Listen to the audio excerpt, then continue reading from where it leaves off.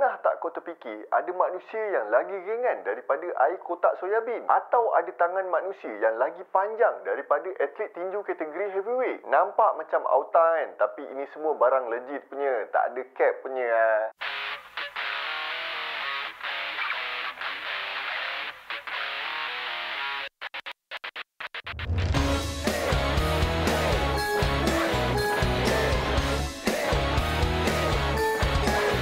Kami tonton, kami layan gigi emas.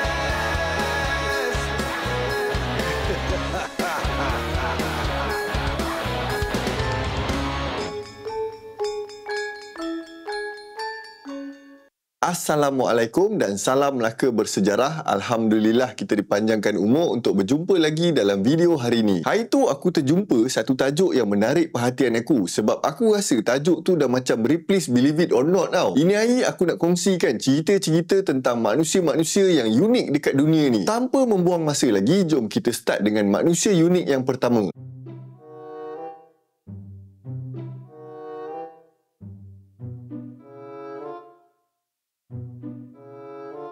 Afshin Kader Zadiah dilahirkan pada 13 Julai 2002 dekat daerah Bukhan, wilayah Azerbaijan Barat, Iran. Afshin ni mengidap primordial dwarfism, sejenis penyakit dwarfism yang menyebabkan pertumbuhan dia terganggu dari dalam perut lagi. Masa dia lahir, berat dia cuma 700 gram je, lagi ringan daripada air kotak soyabin 1 liter. Lepas dah beberapa bulan, berat dia naik jadi 6.5 kg. Tapi pertumbuhan dia sangat perlahan kalau nak dibandingkan dengan bayi biasa. Walaupun keadaan dia macam tu, family dengan orang keliling dia tak pernah give up untuk bagi dia support. Afshin ni pun hidup je macam biasa, pergi sekolah, bersosial dengan kawan-kawan, siap masuk sukan bagai. Pada tahun 2022, masa umur dia 20 tahun, Afshin telah diukur oleh pasukan Guinness World Record. Untuk dapatkan pengiktirafan Guinness, bukan sebarang orang boleh buat ukuran tu. Mesti kena juru ukur profesional yang ukur dalam keadaan dia berdiri lurus tak pakai kasut. Proses ni pula kena disahkan oleh panel perubatan yang dilantik oleh Guinness. Keputusan akhir menunjukkan ketinggian dia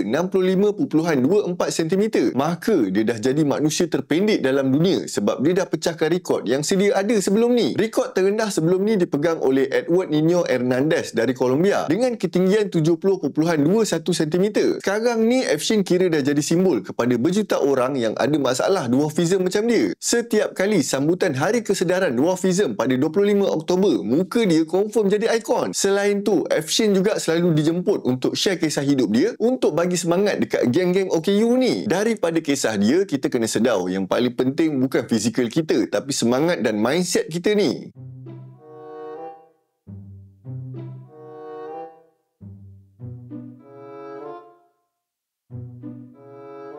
Dah ada yang paling pendek, mesti ada yang paling tinggi kan? Sultan Kesan dilahirkan pada 10 Disember 1982 dekat kampung Alibe, daerah Mardin, Turki. Pada peringkat awal dia membesar normal je. Masuk umur 10 tahun, badan dia start membesar lain macam. Makin lama makin tinggi sampai dah rasa tak normal dah. Bila cek dengan doktor, baru tahu yang Kesan ni ada masalah gigantism dengan acromegaly, sejenis ketumbuhan dekat kelenjar pituitary. Kelenjar ni lah yang kontrol hormon pembesaran kita. Disebabkan tekanan hormon tu over sangat, tinggi dia pun naik mencana. Bila badan dah tinggi now, sendi-sendi dia pun dah start rosak sampai dia kena jalan guna tongkat. Disebabkan saiz yang melampau ni, Kesan terpaksa berhenti sekolah dan kerja sebagai petani dekat kampung dia. Selain tu, dia selalu ada masalah nak dapatkan baju dengan kasut yang ngam dengan saiz dia. Jadi dia terpaksa upah tukang jahit untuk buat baju yang boleh ngam dengan dia. Pada 25 Ogos 2009, Guinness World Records datang ukur tinggi Kesan. Tinggi dia dah cecah 246.4 cm mat. Secara tak langsung, dia dah pecahkan rekod paling tinggi dekat dunia pada masa tu, yang sebelum tu dipegang oleh Bao Shishun dari China dengan ketinggian 236.1 cm.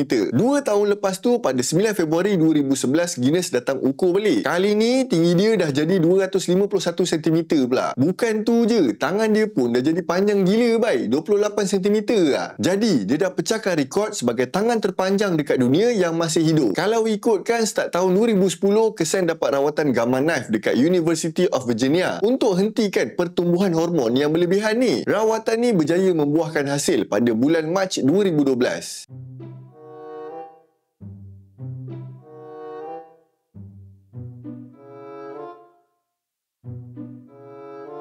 Usain Bolt dilahirkan pada 21 Ogos 1986 dekat Trelawney, Jamaica. Daripada kecil dia minat main kriket dengan bola sepak sebelum dia kenal sukan balapan ni. Punca dia start berlari ni masa dia main kriket dekat sekolah. Jurulatih dia nampak yang Usain Bolt ni lari laju lain macam. Masa umur dia 12 tahun, Usain dah dihantar untuk bergentap dalam acara lari pecut. Inilah permulaan kepada kejayaan antarabangsa dia. Pada tahun 2001, masa umur dia 15 tahun, Usain menang pingat perak dalam acara 200 meter dalam sukan tahunan sekolah dia dengan catatan 22.04 saat. Inilah kejayaan pertama dia dalam balapan. Masa sukan Olimpik tahun 2008, Usain berjaya menang emas untuk acara 100 meter, 200 meter dengan 4x100 meter. Dalam acara 4x100 ni pula, Usain buat treble sprint pertama dalam sejarah. Masa kejohanan dunia dekat Berlin pada tahun 2009, Usain pecahkan rekod dunia dalam acara 100 meter dalam masa 9.58 saat. Dalam acara ni, kelajuan dia dah mencecah 44.72 km sejam. Catatan tertinggi yang pernah direkodkan oleh manusia. Untuk rekod dunia dalam acara 200 meter, Usain berjaya habiskan larian dia dalam tempoh 19.19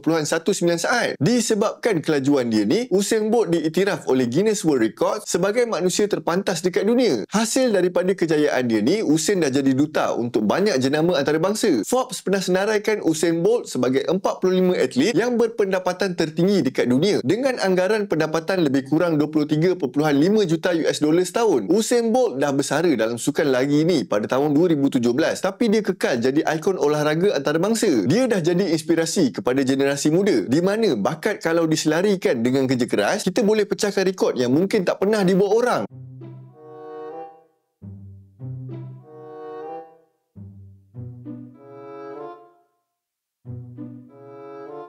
John Brower Minnock dilahirkan pada 29 September 1941 dekat Bainbridge Island, Washington, US. Masa dia lahir, berat dia normal je dalam 3.2 kilo macam tu. Bila dah umur 12 tahun, berat John dah sampai 133 kilo. 3 kali ganda daripada purata berat normal untuk budak-budak bayi dia. Masa umur dia 22 tahun, berat dia dah capai 178 kilo dengan ketinggian lebih kurang 185 cm. Pada tahun 1973, John kahwin dengan Jeanette McCardle dan dikurniakan 2 orang anak. Pada bulan Mac 1978, masa umur dia 36 tahun, John kena serang edema yang teruk yang menyebabkan dia mengalami kegagalan jantung dan masalah pernafasan. John telah dihantau ke University of Washington Medical Center oleh 12 orang anggota bomba sebab dia dah level susah nak bergerak dah. Masa ni, doktor estimate berat dia dah mencapai 635 kilo yang menjadikan dia manusia yang paling berat yang pernah direkodkan. Selama 2 tahun dekat hospital tu, John kena ikut diet 1200 kalori sehari sampai dia dapat buang 419 kilo. Ini pun masuk dalam rekod juga sebagai berat paling banyak dibuang yang pernah dicatatkan. Masa dia keluar hospital, berat dia sekitar 216 kilo lah. Masih berat juga kalau nak dibandingkan dengan manusia normal. Sayangnya, lepas dia keluar hospital, berat dia naik balik sampai kena masuk hospital lagi sekali pada bulan Oktober 1981. Masa tu, berat dia dah naik 432 kilo. Pada 4 September 1983, John Brower Minnock meninggal dunia akibat kegagalan jantung dan masalah pernafasan dengan berat sekitar 362 kilogram.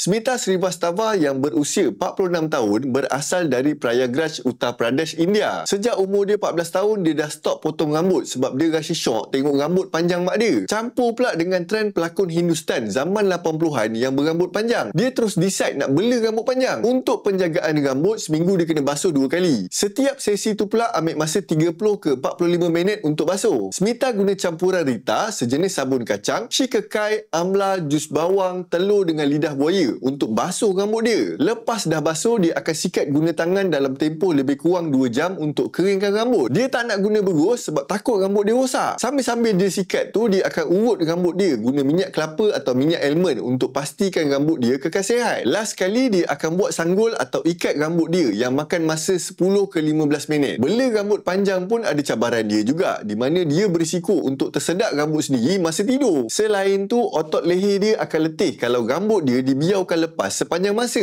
Ramai orang yang kagum tengok rambut dia siap ambil gambar bagai. Semua orang nak tahu macam mana dia jaga rambut dia sebaik tu. Pada tahun 2012, dia pernah potong rambut dia sepanjang 30 cm tapi sekali tu je lah. Itu pun lepas dapat nasihat doktor yang nak menguruskan dia sebab masa tu dia mengandung anak kedua. Pada 29 November 2023, Guinness World Records dah mengesahkan rambut dia sepanjang 236.22 cm sebagai rambut paling panjang bagi manusia yang masih hidup dekat dunia ni.